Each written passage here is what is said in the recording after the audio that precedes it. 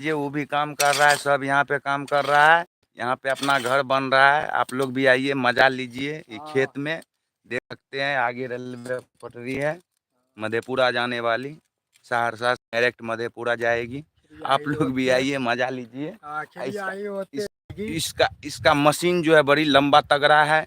देखना है तो देख लीजिए। देख सकते हैं, मशीन बड़ी लंबा चौड़ा है। वीडियो झट से वायरल हो गया।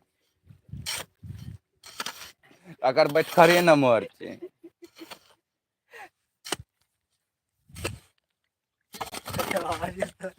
कौन वीडियो बना के भेजे से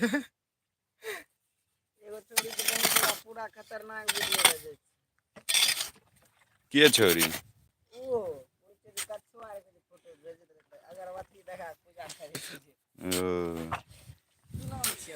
आगे नदिए के तीरे तीरे घूमे तो धुइया धीरे धीरे सपना में वही है